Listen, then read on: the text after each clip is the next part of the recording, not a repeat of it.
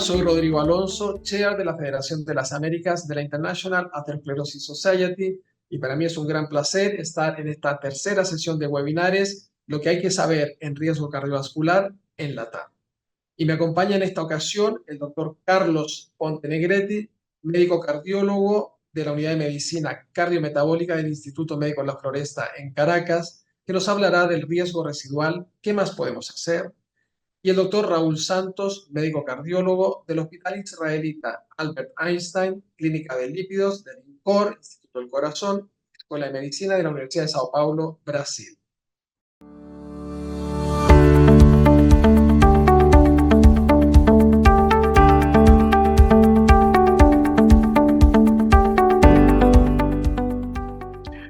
Encantado de saludarlos, soy el doctor Claudio Ignacio Ponte Negretti de Caracas, Venezuela. Y en esta oportunidad estoy con ustedes en este simposio de la Sociedad Internacional de Atherosclerosis, Federación de las Américas, hablando de riesgo residual cardiometabólico y su objetivo fundamental de control, que es la prevención cardiovascular. Ahí tienen mis redes sociales totalmente a la disposición para seguir comunicados y hacer redes de trabajo en el futuro. No tengo ningún conflicto de interés que declarar en relación con esta presentación. Y como primera reflexión, primera diapositiva, recordar que el número de muertes mundiales por enfermedades cardiovasculares aumentó de 12,4 millones en 1990 a más de 19, prácticamente 20 millones en el año 2022. 19 millones 800 mil personas murieron por enfermedad cardiovascular en el año 2022. Pero más impactante e importante para nosotros es que más del 75% de la carga mundial de enfermedad cardiovascular se encuentra en los países de bajos y medianos ingresos, como son los países latinoamericanos, donde la principal causa de muerte, por mucho, son las enfermedades cardiovasculares y específicamente la enfermedad isquémica, la cardiopatía isquémica, con una tasa por cada 100.000 habitantes de 108.8 muertes, seguido de accidente cerebrovascular isquémico y accidente cerebrovascular hemorrágico. Por lo tanto, la enfermedad aterosclerótica y sus consecuencias es la principal causa de muerte en nuestros países. De todos los factores de riesgo cardiometabólico, el que hay que tener mayor cuidado y mayor énfasis, mayor interés, mayores campañas en su control y prevención es la hipertensión arterial. Y pongo aquí hincapié en el apellido, la hipertensión arterial descontrolada. Es el factor de riesgo que tiene mayor peso poblacional. 2.564.9 muertes y incapacidad por cada 100.000 habitantes en todo el mundo. Y en América Latina el número es por lo menos 3 veces más. Esto es importante porque si se estima que si nosotros logramos controlar la presión arterial, aumentar el número de pacientes controlados con estrategias firmes de tratamiento, de despistaje y de garantizar equidad en la consecución de las medicinas, somos capaces de reducir hasta en un 30% la mortalidad por enfermedad cardio y cerebrovascular. Este es un reto muy importante que tiene la sociedad científica y que debemos trabajar en aumentar el número de pacientes hipertensos diagnosticados y controlados. Muy importante también es el impacto social y económico que la mortalidad cardiovascular tiene y sobre todo en nuestras regiones. 34% de las muertes ocurren en personas en edad productiva. De manera que más allá del impacto personal, que es indudable y familiar, que tiene un deceso por infarto, por accidente cerebrovascular o la incapacidad por un accidente cerebrovascular, el impacto económico que tiene la sociedad no es despreciable y esto aumenta aún más la pobreza en estos países. Otra cosa muy importante que tenemos que tener en cuenta es estar conscientes y ser portavoces de esta realidad es que la mala alimentación, sobre todo el consumo inadecuado, exagerado de alimentos ultraprocesados, es posiblemente el factor conductual que más contribuye a la mortalidad cardiovascular, sobre todo en regiones como la nuestra, donde ha aumentado el consumo de alimentos ultraprocesados hasta 3 veces más que en las grandes economías como Estados Unidos, Canadá y Europa. Solo estamos espantados, horrorizados, realmente sorprendidos, todavía no nos recuperamos de que en 2 años por COVID murieron 6,2 millones de personas, según cifras oficiales de la Organización Mundial de la Salud de sus 194 países. Pero solamente en 2022, recuerdo esta cifra, murieron el triple de personas por enfermedad crónicas no transmisibles, siendo la gran mayoría la enfermedad cardiovascular. Por lo tanto, la verdadera pandemia, que es la pandemia de las enfermedades cardiometabólicas, no se acaba y realmente continúa. Y aquí es donde yo pongo lo que yo llamo la tetralogía cardiometabólica de la muerte, que es hipertensión arterial siempre en primer lugar, por ser el factor de riesgo con mayor impacto poblacional, sobrepeso, obesidad y los trastornos cardiometabólicos de la glucosa, dislipidemia y, por supuesto, la consecuencia de la obesidad, que es la disglicemia. Son los cuatro factores de riesgo que tienen mayor impacto en este aumento de enfermedad cardiovascular aterosclerótica. Lo que es más importante es que estos factores de riesgo no vienen solos. Realmente estos factores de riesgo vienen acompañados y a la medida que se suman factores de riesgo, aumenta logarítmicamente el riesgo. Por lo tanto, la regla es la coexistencia de múltiples factores de riesgo y es por eso que el tratamiento de los factores de riesgo cardiometabólicos debe ser integral, idealmente en unidades de prevención cardiometabólica, donde se aborde con un equipo multidisciplinario la hipertensión, la diabetes, la obesidad y la disglicemia de una forma integral para contener mayor impacto en la reducción del riesgo cardiovascular y cardiometabólico. Fíjense ustedes, aquí simplemente una muestra de lo que ocurre en América Latina, cómo es el peso atribuible de distintos factores de riesgo, y una vez más, la hipertensión arterial, el colesterol LDL elevado, la glucosa elevada y la obesidad son los factores de riesgo con mayor impacto poblacional.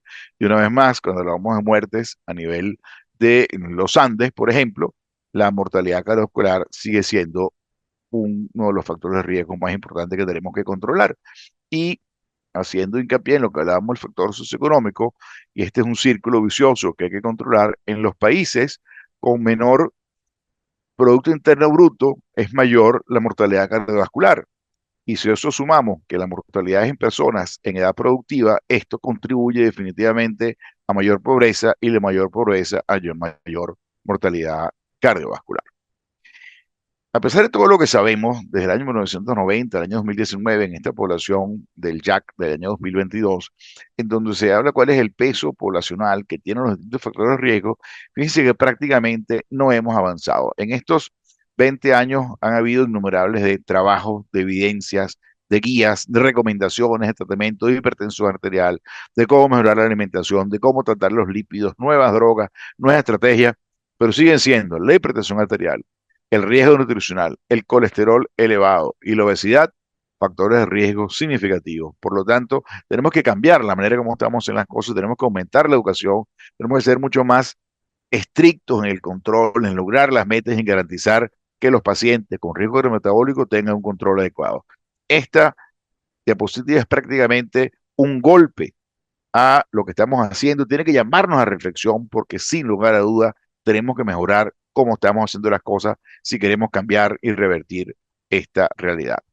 Y esto es un poco lo que es el riesgo residual, el concepto de riesgo residual en el siglo XXI, cuando por primera vez se esbozó esta definición, se habló específicamente en los pacientes que estaban incluidos en los estudios de drogas y polipemiantes, donde se manifiesta que a pesar de una reducción significativa de riesgo, en el orden de 35 o 40% de los pacientes seguían teniendo riesgo residual, y esto es lo que se denominó para ese momento riesgo residual lipídico, como causa fundamental de que esos pacientes seguían teniendo enfermedad cardiovascular.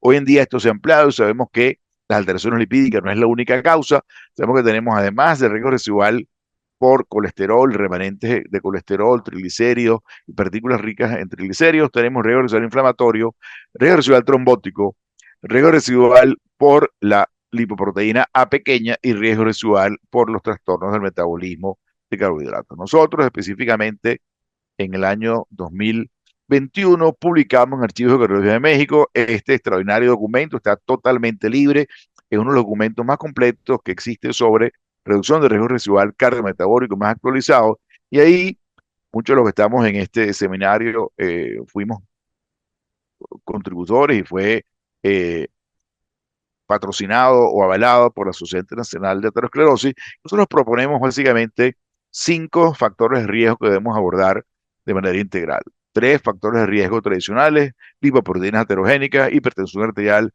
y metabolismo glucosado, y 2 factores de riesgo que llamamos fisiopatológicos, como es el riesgo protrombótico y la inflamación. Ahí planteamos que tienen que haber unas metas muy específicas, muy claras, muy definidas, que son innegociables, que tenemos que alcanzarlas, una manera como medir el riesgo residual y unas estrategias farmacológicas y no farmacológicas de lograr esta reducción integral del riesgo residual. Por supuesto, no olvidar la banda azul que está en la parte inferior, de donde el riesgo residual no es abordado integralmente si nosotros no comprendemos que hay otros factores no cardiometabólicos que contribuyen al aumento de la mortalidad cardiovascular, como es el tabaquismo. Tenemos que dar una lucha frontal contra el tabaquismo en cualquier de sus formas, no solamente el cigarrillo tradicional, hoy en día el vape, la pipa de agua, el tabaco masticado, el sedentarismo. Tenemos que promover la actividad física, el estrés psicosocial en nuestros países es realmente un factor de riesgo no despreciable, muy elevado, que contribuye a la mayor mortalidad, la disminución de la masa muscular expresado como disminución de la fuerza prensil, la contaminación no solamente en el ambiente, sino en el hogar por cocinar con combustibles no fósiles y el consumo bajo de frutos. De manera que integralmente, si nosotros atacamos cada uno de estos factores, es que realmente vamos a tener un impacto significativo en la reducción del riesgo residual. Y simplemente para terminar esta reflexión, en los 15 minutos que duró esta conferencia, murieron, mientras nosotros estamos hablando de cómo evitarlo, 565 personas por enfermedad cardíaca y isquémica. Soy el doctor Carlos Ponte de Caracas, Venezuela. Muchísimas gracias.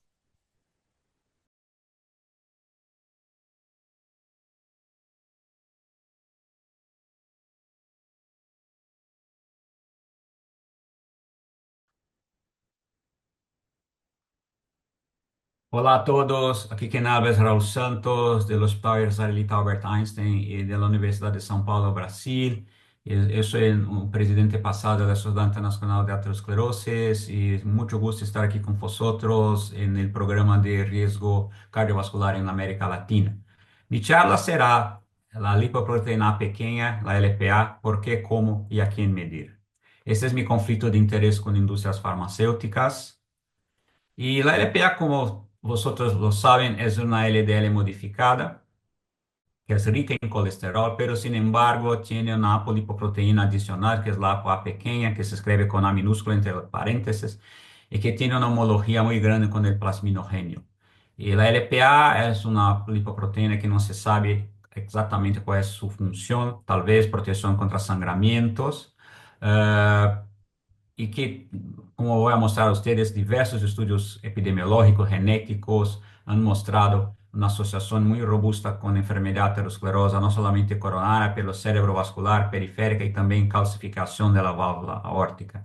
Y el problema con la LPA es que ella es ubíquita, ¿no? Un en 5 de nosotros tenemos elevaciones de LPA y esto tiene implicaciones para la salud cardiovascular.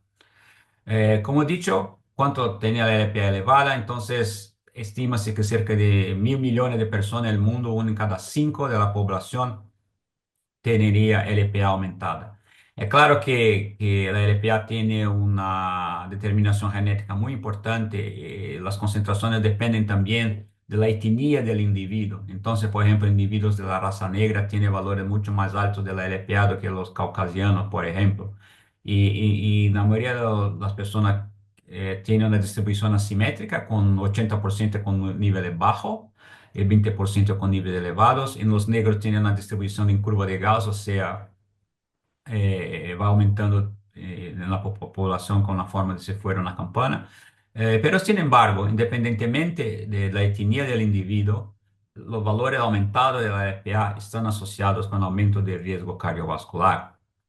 Y aquí nosotros tenemos datos del UK Biobank. Ustedes pueden mirar claramente que los individuos de la Asia del Sur y los negros tienen valores más altos de LPA do que los blancos y que los chinos.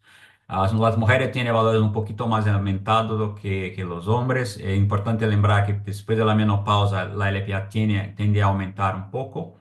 Y las personas que tenían enfermedad cardiovascular previa a entrar en el estudio UK Biobank tenían valores más aumentados. Normalmente, nosotros nacemos con la LPA, ele tiende esses valores a aumentarem à medida que nosotros salimos de la infancia y después tienden a estar en valores estables por el resto de la vida. Pero, sin embargo, la LPA tiene también una función de proteína de fase aguda. Entonces, por ejemplo, en estadios inflamatorios, infecciones, una gran cirugía, un infarto del miocardio, los valores de LPA pueden estar aumentados y que después tienden a bajar nuevamente. La variabilidad de los valores de LPA es muy pequeña. Quien lo tiene alto, lo tiene alto. Quien lo tiene bajo, lo tiene bajo. Claro que puede cambiar un poquito, pero usualmente es como esto. La pregunta que se hace, ¿para qué, a quién se determina la LPA en la sangre. Como he dicho, la LPA es determinada genéticamente, entonces tiene una transmisión familiar también, como la hipercolesterolemia familiar, una transmisión autosómica dominante. Entonces, para mí, persona que tiene LPA tiene que se evaluar la LPA también de los familiares. Y como he dicho, la LPA puede también tener un comportamiento de proteína de fase aguda porque los genes de la LPA tienen sitio de ligación de la interleuquina 6, entonces un proceso inflamatorio puede hacer con que la LPA aumente. La partícula grande de LPA, y la LPA es muy heterogénea, como voy a mostrar a ustedes, la partícula grande de LPA están asociadas con valores más bajos de la LPA en la sangre, enquanto que la partícula pequeña están asociadas com valores mais elevados. La LPA sintetizada no hígado, como he dicho anteriormente, não se sabe qual é a sua função fisiológica, parte de ella é eliminada por el riñón. E como he dicho, este é um estudo muito elegante do grupo do professor Pedro Mata, que Rodrigo Alonso é um de los autores, que muestra que a pessoa que tem hipercolesterolemia familiar e tem LPA aumentada tiene un riesgo mayor de eventos cardiovasculares cuando comparado a aquellas que solo tienen la AGF, y que aquellas personas, cuando se hace la cascada para el LDL colesterol, se hace también la cascada para la LPA, nos vamos a encontrar un número mayor de personas con LPA aumentada, si un caso índice lo tiene la LPA elevada. Entonces es muy importante hacer la mensuración de la LPA en los familiares también, de la persona que la tiene aumentada. Y infelizmente, y eso claro que fue una barrera para un desarrollo más adecuado del conocimiento sobre la LPA, es que la LPA es una proteína extremadamente heterogénea. Nosotros tenemos 40 tipos diferentes de LPA en la sangre, porque son isoformas diferentes. Y ustedes pueden mirar aquí, por ejemplo, cuando se hace la mensuración solamente de la masa de la LPA, nosotros podemos estar para a mesma concentração de cerca de 50 miligramas por decilitro, nosotros podemos ter um número muito maior ou menor de partículas. Então, essa dificuldade de identificar o número correto de partículas de LPA foi um problema para o laboratório clínico. Felizmente, com o desenvolvimento de novas tecnologias, agora nós temos os ensaios que medem o número de partículas, que nos dão números em nanomolas por litro, em comparação com os ensaios mais antigos, que nos davam a massa da LPA em miligrama por decilitro. É claro que necessitamos ter aí uma transição de los ensaios mais antigos para os mais modernos, que sean menos dependientes del número de partículas, de los tamaños de las partículas del LPA, para que tengamos una mensuración adecuada y correcta para evaluación de riesgo cardiovascular. Pero usualmente valores con más de 50 miligramos por decilitro o 125 nanomolas por litro están asociados con aumento de riesgo cardiovascular. Pero como voy a mostrar rápidamente, este riesgo es continuo. É claro que nós utilizamos um umbral para separar pessoas com maior ou menor riesgo, pero o risco é contínuo de la mesma maneira como é para a LDL. Em quem medir a LPA, certamente pessoa com enfermidade cardiovascular prévia, ou que lo tiene temprano, ou que tem uma forte história familiar de enfermidade aterosclerosa, a pessoa que tem a hipercolesterolemia familiar. É importante lembrar, são genes diferentes, pero quando estão juntas, são duas enfermidades graves para aumentar o risco cardiovascular. A pessoa que se baja pouco el LDL quando se dá as estatinas, porque parte do colesterol de LPA é considerado como colesterol de LDL na fórmula de Friedwald. Personas em risco intermediário para hacer uma reclassificação de risco, pero mais recentemente, tanto a Sociedade Europeia de Cardiologia e Aterosclerose como a National Lipid Association nos Estados Unidos han recomendado que se haga a mensuração em toda a pessoa uma vez em la vida para se ter uma ideia do valor da LPA pequena. E é claro que quando os ensaios vão melhorando, a técnica de laboratório vão melhorando, os custos dos testes estão bajando. Eu creio que essa seja a melhor maneira de fazer a mensuração uma vez na vida para toda a pessoa. Como he dicho, el problema de la LPA es que ela está asociada de una manera independiente con el riesgo cardiovascular, ¿no? Entonces, ela es rica en colesterol, es proinflamatoria porque la APA pequeña acarrea fosfolípidos inflamatorios, fosfolípidos oxidados inflamatorios, y pela homología que tiene con el plasminogeno, poderia ter uma ação protrombótica inibindo a fibrinólise. A trombose seria muito mais uma trombose arterial e algo que nós chamamos de second hit, ou seja, há que ter primeiro um insulto inicial e depois a propagação da trombose com a influência da LPA. Pero está muito claro que esta se associa com aumento de risco cardiovascular.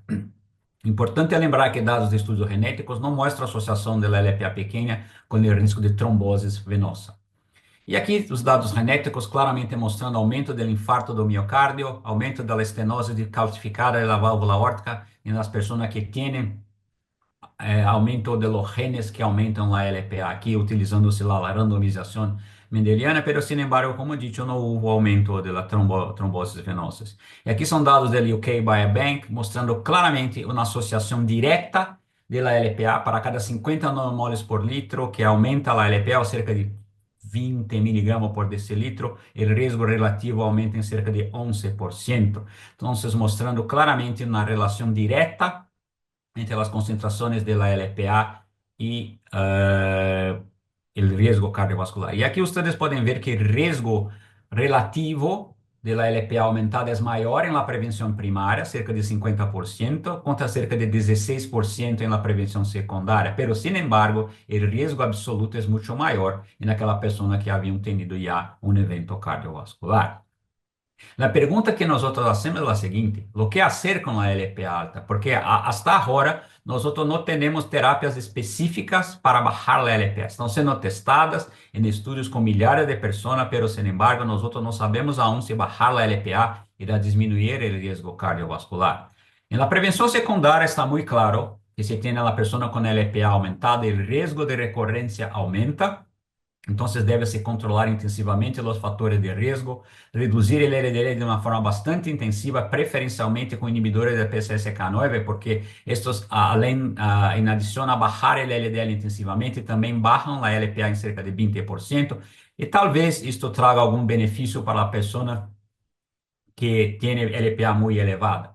E, claro, nós estamos aguardando os estudos clínicos. Há evidência de estudos observacionais que a aféresis de lipoproteínas em pessoas com LPA alta e hipercolesterolemia familiar também irá diminuir o risco cardiovascular, mas são estudos observacionais.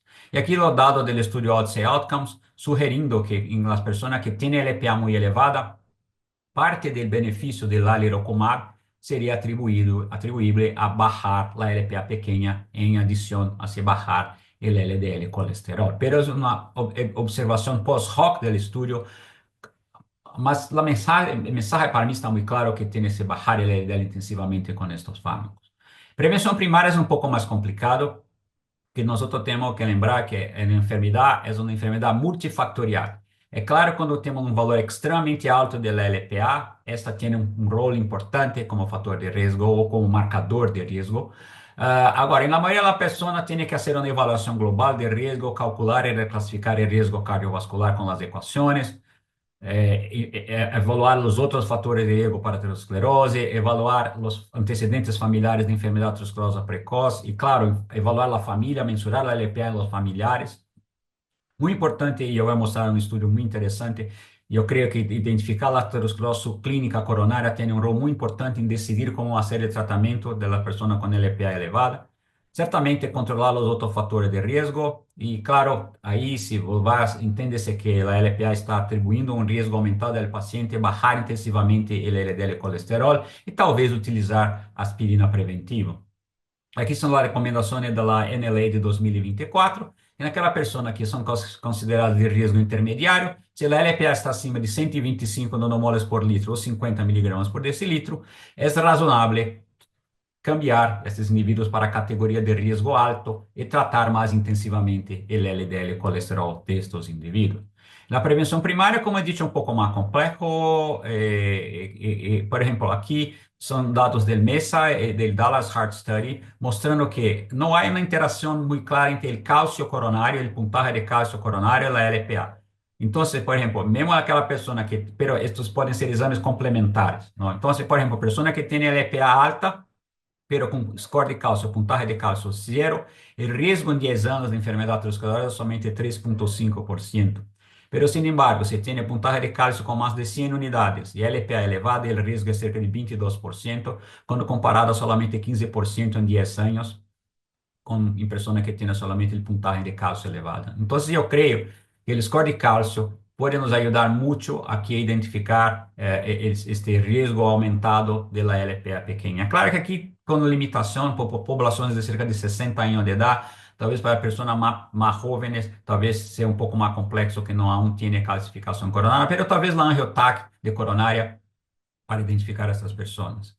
E também aqui, dado sugerindo que, porque como a LPA, alguns genotipos que aumentam a LPA estão associados a maior agregação plaquetária, pessoas com LPA aumentada, talvez em prevenção primária, teriam um benefício da utilização de antiagregante plaquetário, de aspirina, como sugere dados do estudo MESA e dados do estudo ASPRI em pessoas ancianas, pero são observacionais. E o futuro está en los fármacos extremadamente potentes, inhibidores de interferencia del pequeño RNA. Y aquí nosotros tenemos pelo menos 3 estudios muy robustos que reducen, esos fármacos reducen la LPA pequeña en cerca de 80 hasta 100%. Estos estudios están siendo realizados y tienen un poder para mostrar un beneficio de cerca de 20% de disminución de riesgo cardiovascular on top de todas as terapias usuais. Esses estudos estão sendo realizados e creio que em o que vem, os resultados da LPA Horizon vão mostrar se devemos ou não baixar a LPA para diminuir o risco cardiovascular. Então, para terminar, a LPA alta é frequente, por favor, la mesa, faça a revisão de seus valores, aumente o risco cardiovascular, então é importante tratar os fatores de riesgo quando está presente. Claro, prevenção primária, prevenção secundária extremamente intensivo para baixar o LDL colesterol, de preferência com inibidores de PCSK9, e prevenção primária ser uma boa avaliação de risco, e eu creio que o puntaje de cálcio pode nos ajudar a identificar pessoas que vão ter um benefício maior ou menor da terapia intensiva quando tem LPA elevado. E é claro, nós estamos aí aguardando os estudos clínicos que estão sendo realizados. Hola, quiero agradecer a Carlos Ponte en Caracas y a Raúl Santos en Sao Paulo por sus excelentes conferencias. Carlos nos habló de riesgo residual de una manera global, la situación actual en la región latinoamericana, y Raúl nos habló de una parte importante de ese riesgo residual, que es lipoproteína A. Entonces vamos a tener 30 minutos de discusión entre los tres para que sea una buena jornada, ¿no?, de aprendizaje en este tema tan importante. Yo quería comenzar, Carlos, contigo, porque creo que el tema de riesgo residual, el concepto de riesgo residual, si tú estás de acuerdo o no, lo que te voy a decir, este concepto no de, bueno, es la probabilidad que todos tenemos, ¿no?, de hacer un primer evento o un nuevo evento cardiovascular cuando tenemos controlado, en este caso, nuestro colesterol LDL, ¿no? O sea que depende mucho de la reducción de colesterol LDL. Tú muy bien pusiste una diapositiva donde dice cómo manejamos, ¿no? Que no es solamente una cosa, un solo factor es lo importante, sino que hay factor inflamación, factor mejorar el control del colesterol LDL, factor LPA, etcétera. Y con una base también en una situación actual en la región latinoamericana de un incremento importante de la obesidad, que implica parte también de la inflamación.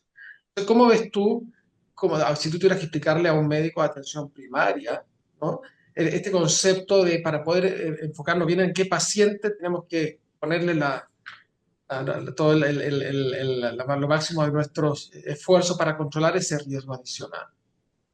Rodrigo, bueno, muchas gracias por la invitación de compartir con ustedes en este interesantísimo simposio.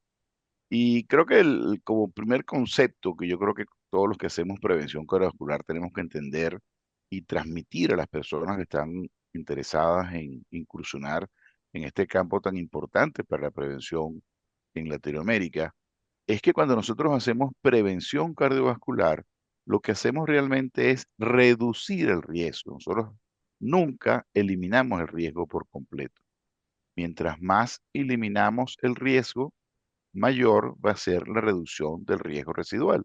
El concepto de riesgo residual aparece en los años 80 con los primeros estudios de estatinas, lo cual se veía que efectivamente había una reducción significativa, impactante en los pacientes que reciben estatina, en este caso la mayoría de ellos versus placebo, pero los pacientes seguían teniendo eventos. Ese es el riesgo que queda, el riesgo residual. Pero el concepto hoy en día se ha ampliado Y no se depende solamente del factor lipídico LDL, sino depende de la hipertensión arterial mal controlada, de la inflamación, del riesgo protrombótico a nivel lipídico de la partícula LPA pequeña y del colesterol no HDL, muy importante en América Latina, y de los trastornos de la glicemia y otros factores no metabólicos como puede ser el riesgo social, el tabaquismo, etcétera. Entonces, si queremos realmente impactar el riesgo residual, queremos impactar el riesgo de forma global, la aproximación a un paciente, si queremos hacer prevención cardiovascular metabólica total, debe ser impactar todos los factores de riesgo. Ya no se concibe hoy en día que hayan clínicas de lípidos o clínicas de hipertensión o clínicas de obesidad. Tiene que haber clínicas, unidades de manejo integral de todos los factores de riesgo si realmente queremos tener un verdadero impacto en reducción de eventos cardiovasculares. Claro, bien dice, no es solamente reducir, para nosotros que nos dedicamos a los lípidos y nos gustan los lípidos, reducimos mucho colesterol y estamos peleando para reducir y conseguir metas, pero efectivamente, Raúl, conseguir metas en todos los factores es muy difícil. Es decir, ni todos los pacientes con hipertensión consiguen metas, ni todos los pacientes con lípidos consiguen metas, etcétera. ¿Cómo crees tú que quería hacer ese abordaje integral del paciente con riesgo cardiometabólico? Ahora se llama la cardiorreno metabólico, cardiorreno hepatometabólico, es decir, cada vez vamos metiendo más órganos, ¿no? Porque es una cosa bastante más integral, es un concepto que hace muchos años acuñamos, pero que claro, lo fuimos parcelando. Pero ¿cómo podemos, desde un punto de vista práctico, enfocar a ese paciente? ¿Cómo lo harías tú para conseguir meta en los distintos factores? Hola, hola a todos. Un placer muy grande estar con vosotros aquí en esta serie de la Sociedad Internacional de Aterosclerosis para América Latina. Y Y es un reto muy grande, como ha dicho Carlos, ¿no? Porque no se puede simplemente cancelar todo el riesgo de enfermedad aterosclerótica con el control del colesterol. Es claro que el colesterol es muy importante para el infarto del miocardio, pero sin embargo los otros factores están ahí operativos. Y es complejo porque cada vez más nosotros sabemos que la enfermedad es multifactorial y que tendríamos que actuar en estos diversos factores que son sus causas, ¿no? Entonces, se queda cada vez más complejo. Ahora, yo creo que existe el mínimo que tiene que ser hecho, ¿no? Entonces, por ejemplo, bajar el LDL intensivamente, controlar la presión arterial de una forma adecuada, combater exhaustivamente el tabaquismo, enseñar y recomendar siempre la actividad física, porque estos son los pilares iniciales que cuando son muy bien utilizados y cuando se consigue tratarlos adecuadamente, se consigue tener una disminución muy importante del riesgo de los eventos. Es claro que va a tener siempre lo que sobra, lo que se queda allí, ¿no? Y ahí yo creo que, porque lo que se pasa es que actualmente tenemos fármacos para obesidad, fármacos de desarrollo para inflamación, fármacos en desarrollo para colesterol no HDL, ApoB o triglicéridos, LPA, yo voy a hablar un poquito más después cuando Rodrigo me pregunta. Y se queda muy complejo para un generalista y mesmo para el especialista utilizar todos estos fármacos al mismo tiempo. Entonces, yo creo que, claro, se hace el básico, pero sin embargo, hay que se focar en aquel factor de riesgo que está más allí en destaque. Posiblemente escoger uno y utilizar estos nuevos fármacos en asociación con el básico de la terapia. Ahora, rápidamente, yo creo que uno de los mayores errores que nosotros hacemos es que se empieza a tratar muy tardíamente. Hay que empezar precozmente con un estilo de vida saludable, control del colesterol principalmente. Claro que si no tiene hipertensión no vas a utilizar un remedio para bajar la presión, pero principalmente el control del colesterol. Se empieza tempranamente y eso está muy claro en los estudios observacionales, principalmente de randomización mendeliana. El impacto de una disminución relativamente modesta del colesterol a largo plazo es muy grande y podría hacer una diferencia muy grande para disminuir la carga de enfermedad. Claro, es una buena aproximación la que tú dices, porque claro, el paciente cuando llega y llega para que le manejes el colesterol, por ejemplo, porque le dijo su médico de atención primaria, tiene el colesterol alto, vaya al especialista, ¿no? Tú lo empiezas a examinar al paciente y además tiene obesidad y además tiene un poco de hipertensión y además tiene un poco de resistencia a la insulina o de prediabetes, etcétera. Claro, el paciente va por una cosa y sale con cuatro, ¿no? Entonces, como bien Sí. dices, hay que priorizar, hay un desde, ¿no? Que es el que tenemos que manejar todos, ¿no? Que es usar, como dices tú, tempranamente las estatinas de alta intensidad, y que no se nos escape el paciente que tiene riesgo. A lo mejor el paciente que tiene un riesgo bajo, estimado por la ecuación que uno quiera, ¿no? Bueno, uno podría decir, bueno, podemos tener un poco más de margen de tiempo, pero el paciente de alto, de muy alto riesgo, el paciente que ya tuvo un evento, no se nos puede escapar y tenemos que ser mucho más intensivos en el manejo de ese riesgo, ¿no? Y Y, Carlos, y después vamos a pasar a LPA, de todos los factores a que pudieran contribuir, ¿no es cierto?, a este riesgo residual, en la situación latinoamericana, donde tenemos bastante obesidad, ¿no es cierto?, sobrepeso, obesidad, hay inflamación, hay mucha hipertrigliceridemia, ¿cómo enfocarías tú ese manejo que en la atención primaria se da, ¿no? De, por ejemplo, estatinas con fibratos, ¿no? Sabemos que los fibratos o estatinas con omega 3, sabemos que los omega 3 que hay en América Latina al menos no son los que han demostrado beneficio cardiovascular, reducen los triglicéridos, que los fibratos también hay cierta contra, ¿no? En algunas cosas han demostrado cierto beneficio en grupitos, pero no en la población general. ¿Cómo manejas tú ese tema de... Yo primero, antes de responder esa pregunta, que es una pregunta bien retadora, porque realmente las herramientas que tenemos no son las ideales. Yo quiero complementar algo que dijo Raúl, destacando un artículo que recién salió esta semana. Fíjense lo que se llama el tratamiento y la prevención precoz, lo atrás que debemos ir. Este artículo de un metaanálisis de una serie importantísimo de datos de registro demuestra que el riesgo de un paciente con diabetes mellitus empieza décadas atrás de que el paciente traspase la barrera de los 126 miligramos. Es que la prevención primordial e identificar a ese paciente a riesgo, en este caso un paciente obeso que tiene ciertos trastornos de metabolismo glucosado, resistencia a la insulina, y atacar adecuadamente con ejercicio, como dijo Raúl, mejorando la nutrición, con campañas nutricionales, se hace un impacto inmenso, porque ese paciente, si retrasamos o evitamos que sea diabético, vamos a evitar la polifarmacia y vamos a realmente tener un impacto en la reducción. ¿Verdad que no hay que menospreciar la prevención primordial y tratar de identificar poblaciones a riesgo para atacar e impactar prematuramente?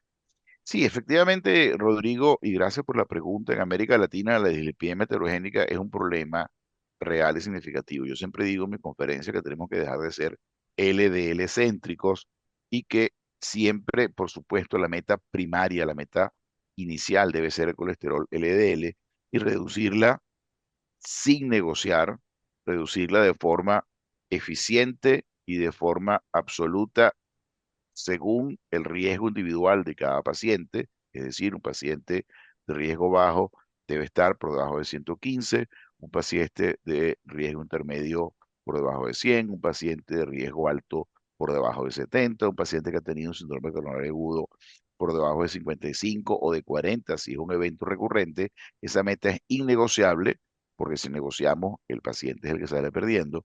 Pero una vez que alcancemos esa meta de colesterol con las herramientas necesarias, ya sea con estatinas potentes o combinado con ezetimibe o ácido bempedoico, que posiblemente en América Latina es lo más accesible, en dado caso que se pueda con inhibidores de PCSK9 o con inclisiran. Una vez que alcancemos la meta, tenemos que voltear a ver cómo está el colesterol, no HDL, tenemos que voltear a ver cómo está los triglicéridos, y si permanece elevado, esa es causa de riesgo residual.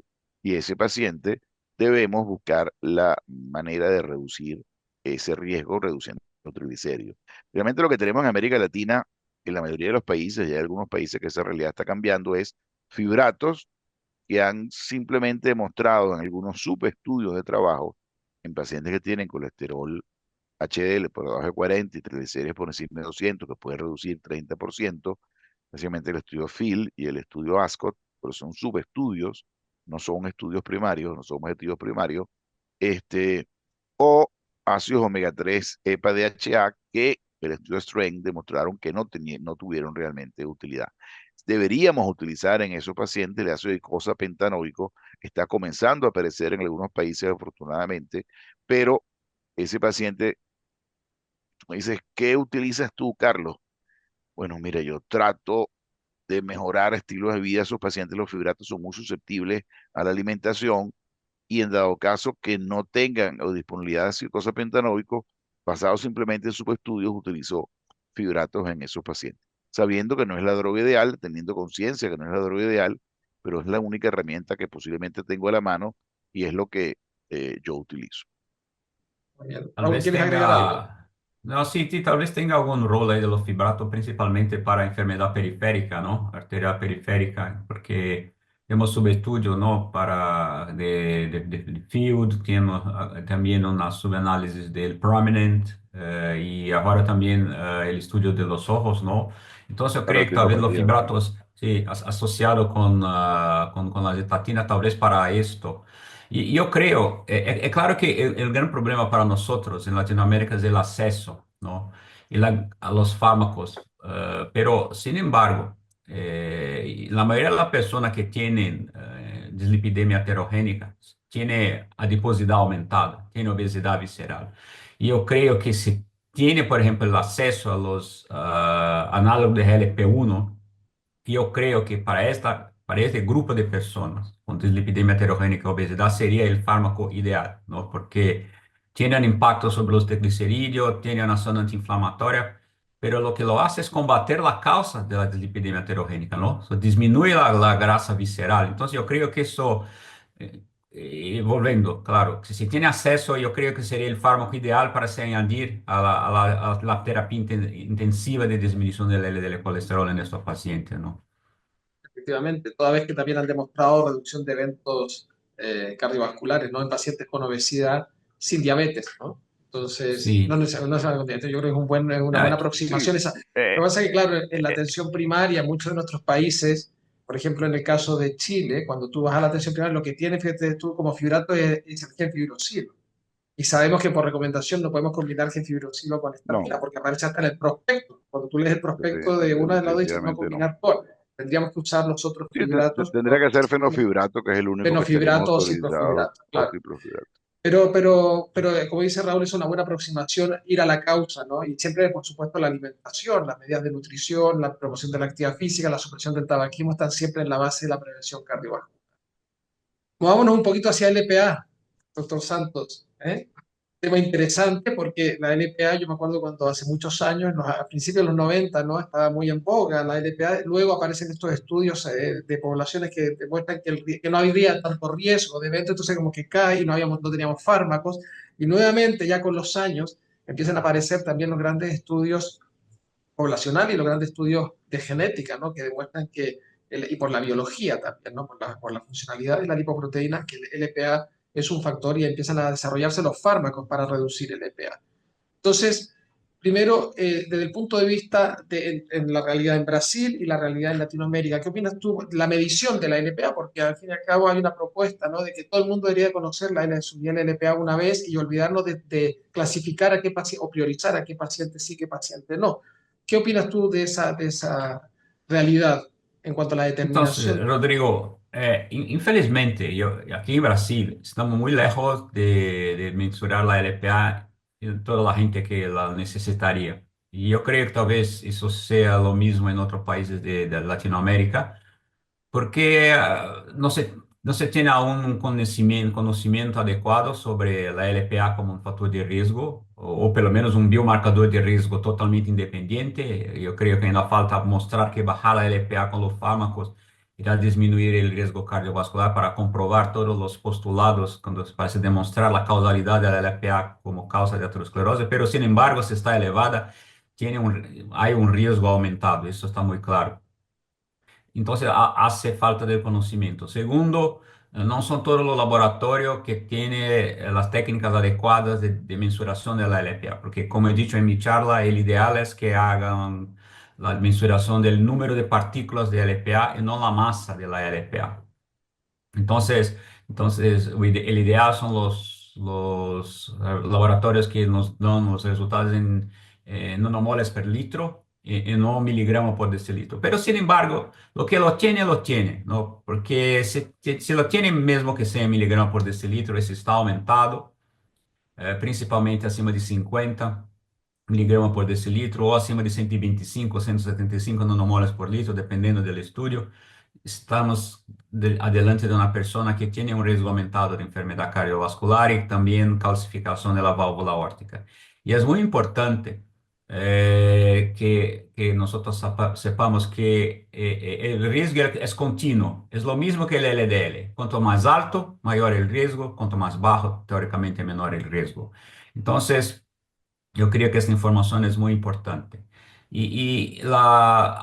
Aquí en Brasil, por ejemplo, aún no hemos hecho la recomendación para determinar la LPA pequeña en todos los pacientes, pero creo que eso va a cambiar rápidamente porque estamos trabajando en nuestras guías.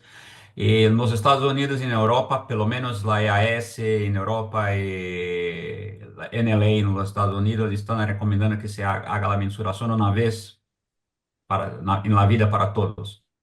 Hay muy pequeña variabilidad a la LPA. Lo hay, pero lo que tiene bajo es bajo, lo que tiene alto generalmente es alto. Y la persona tiene que hacer la mensuración en un buen estadio de salud. No tiene que estar bien, no puede estar con infecciones o hecho una cirugía, porque tiene una respuesta de fase aguda. La LPA entonces sube y después baja. Entonces el ideal es que esté bien y lo haga la mensuración.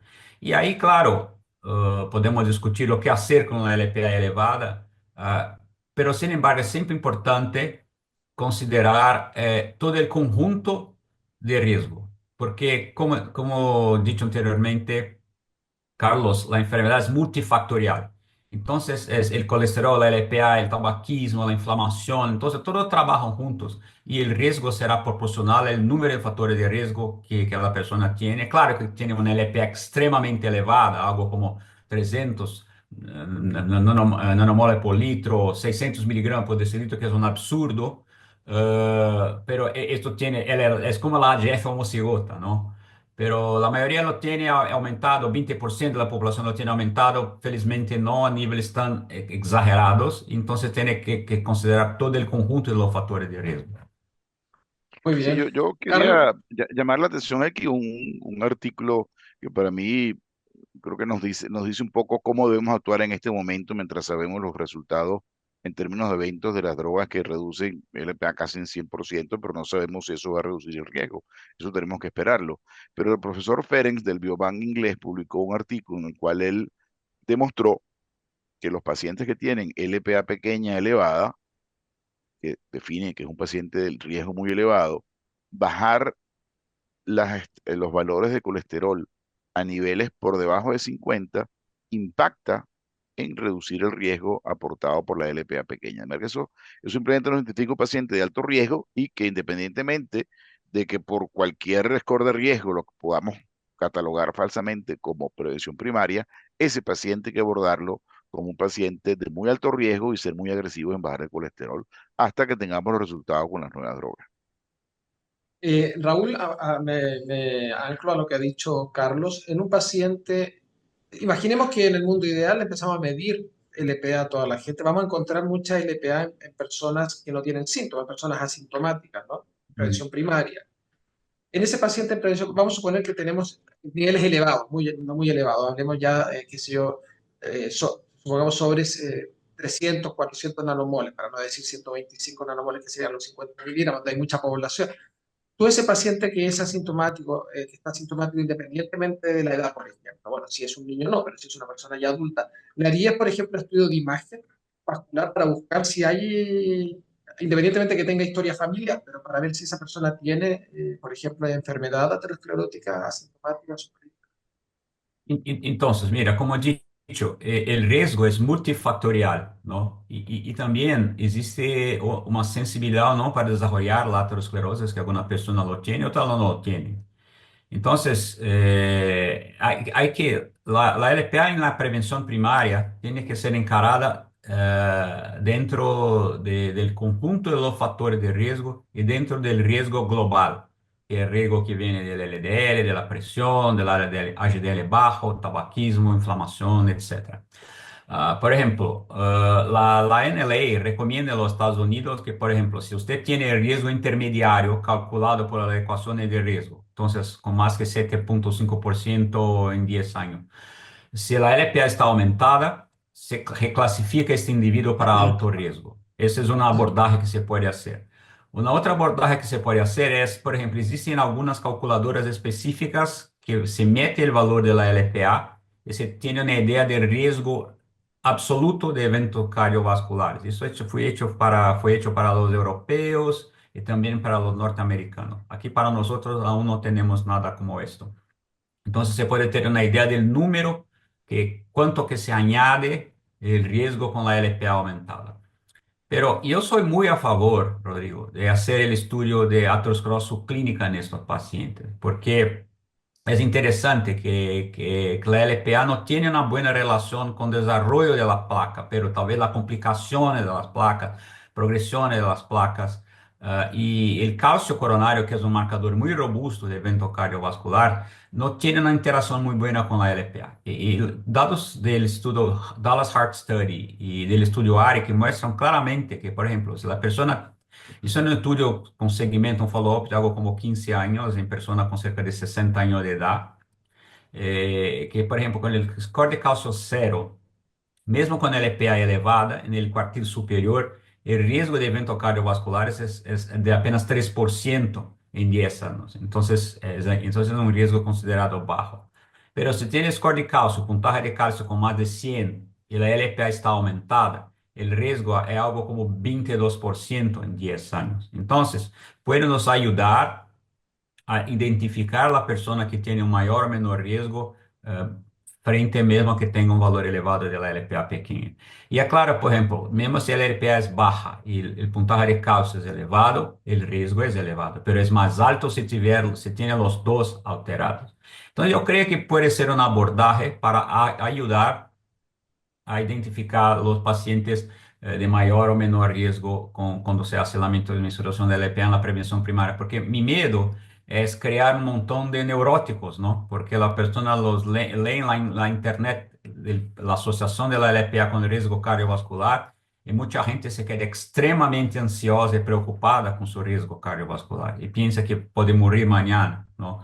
Entonces yo creo que tiene que hacer una buena abordaje de evaluación de riesgo en la prevención primaria. Y ahí, claro, como ha dicho Carlos, si entendemos que este paciente tiene alto riesgo, disminución de la LDL de una forma, en mi opinión, intensiva, con estatina y ezetimibe en combinación, y tal vez, como porque tiene una acción protrombótica, algunos genotipos que aumentan la LPA están asociados con aumento de agregación plaquetaria, tal vez utilización de aspirina preventiva en prevención primaria para esto, embora eso es una cosa muy contestable, muy discutible, ¿no? Efectivamente, eso te quería preguntar por el uso ¿no? de antiagregación con aspirina en pacientes con LPA elevada. Probablemente si uno tiene además la calcificación coronaria muy elevada, como que es más evidente, ¿no? Cuando no tienes nada, puede ser más Sí. discutible si usar o no usar, porque está este estudio en población mayor, ¿no? Que estudios genéticos que demostraron que los que estaban con aspirina pues tenían menos riesgo, ¿no? Tema interesante, pero yo creo que todavía falta evidencia para el uso de aspirina en personas solamente con LPA muy elevada en prevención primaria. Y el concepto, como dices tú, es el manejo de todos los otros factores, eso está estudiado, ¿no? Que si manejamos bien diabetes, hipertensión, obesidad, etcétera, el riesgo baja. Pacientes que tienen LPA de momento. Perfectamente, Y sí, el papel de las estatinas, Raúl, eso es otro tema interesante, porque ya sabes que nuestras amigas estatinas, las pobrecitas, están vilipendiadas y que de repente aparecen las cosas, ¿no? De que, no, que esto produce Alzheimer, que esto, ahora imagínate que va a aparecer, ¿no? Si tienen algún impacto en niveles de LPA o no. ¿Cuál es tu relación al respecto? O sea, ¿qué opinas tú al respecto? Então, Rodrigo, isso é muito controverso, não? Há duas meta-análises publicadas, uma que mostra que a estatina pode aumentar a LPA pequena e outra que não. E eu, sinceramente, creio que se lo cambia muito pouquito. E, então, tem que utilizar as estatinas para estes pacientes, se entende que tem um risco aumentado e bajar el LDL é muito, muito importante.